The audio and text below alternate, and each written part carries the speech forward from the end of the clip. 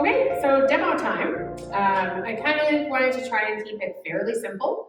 So I broke things down into just some categories, and I'm just gonna demo some quick ideas and ways that you could use some different equipment to help you out. So with stretching, the words that you're looking for when you're starting out are gentle yoga, restorative yoga, and even yin yoga. They're all super friendly to props, pillows, and changes. So again, there are some wonderful companies that have very inclusive yoga classes, and adding in a block or a band can go a long way. And then outside of a formal class, any gentle stretching that keeps your body moving and your joints mobile is going to help. So something from like those simple old school quad stretches, if you can't grab, that's what a chair is for. Okay, you grab it, pop a chair behind you, and that's where you start. You don't have to start in the typical position. You can use a prop behind you. So if you're trying to stretch out your hips, you don't necessarily have to do it the hard way, right? Chairs can be used also to help with a lean in, because if you don't want to get all the way back down on the ground and you still want to stretch that front of the leg or your hip flexor, you can use a chair for that, or a couch, anything like that. Same thing goes for the back of your leg. You can use that nice little lift to get on up. And if that's uncomfortable for you, there's always the floor, right? Lots of different ways, opening up, your chest, rolling to get the front, reaching up and overhead to get your ribs, stretching out, getting that space in there, and getting down on the floor and doing back curls and whatnot are nice, but you can also get that same motion in your back just standing. All right, lots and lots of options for different stretches. Upper body strength. So let's say you have something going on in the groin or backside and it's just not super comfortable for you. There are lots of different ways to work out your upper body if you're not having any issues up top. So a couple of things that I brought to show you that are pretty inexpensive adds to things you could have at home are 3 different types of bands. All right, there's the one with the handles, your loop band, and then just a big old open band. If you've ever done physio, you probably own one of these. Just be careful when you're using all of them, because any snapback is worse than any wet towel that your sibling got you with when you were younger, okay? So just watch that.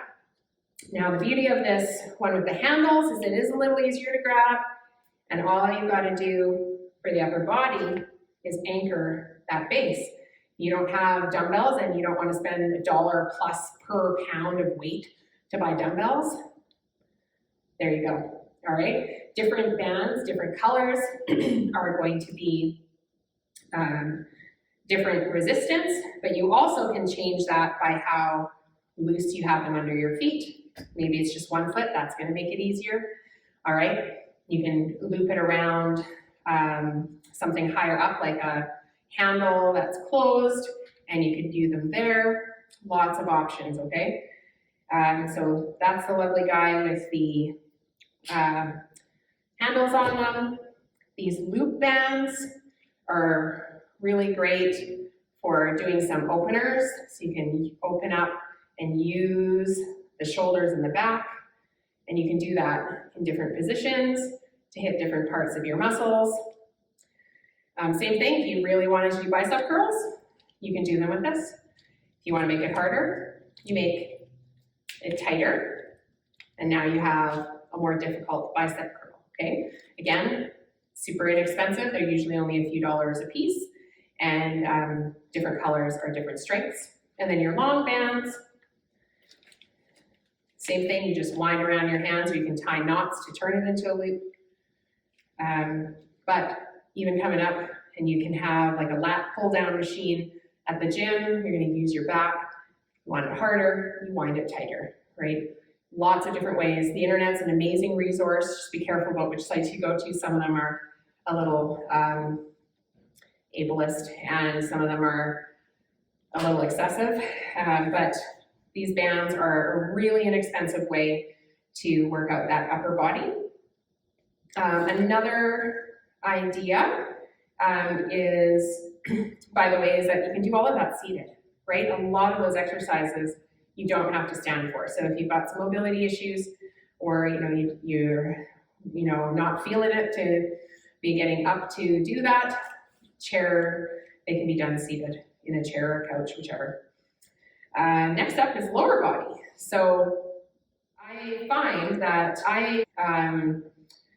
we have an idea with some of the conditions that can go on in the lower body that you can't do anything, but there are actually things like squats or even sitting into a chair and getting out. If you support yourself and space yourself correctly, they're actually more doable. So let's say that you're all flared up and doing a narrow squat isn't really there for you.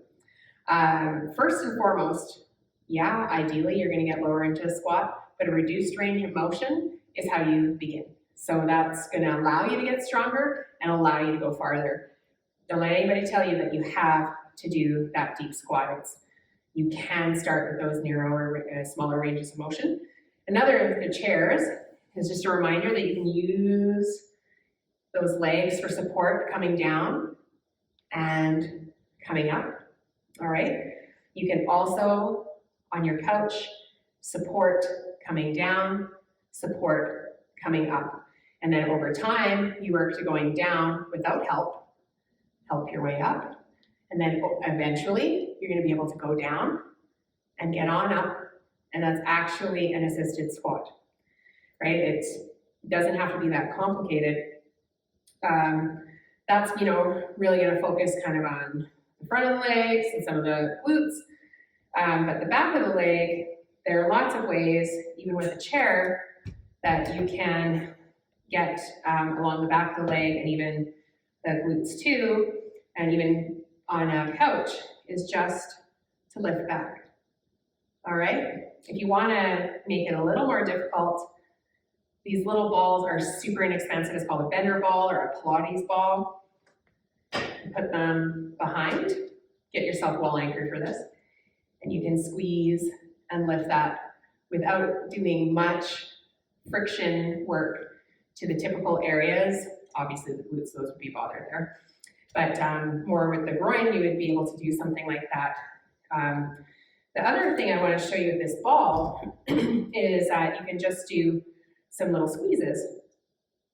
So let's say that you don't want to head to a gym and do some machine or the good old Suzanne Summer leg lifts. That ball can actually just be squeezed and let go.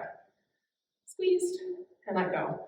Lots of different things that you can do with this little torture ball, little green ball of torture, I like to call it.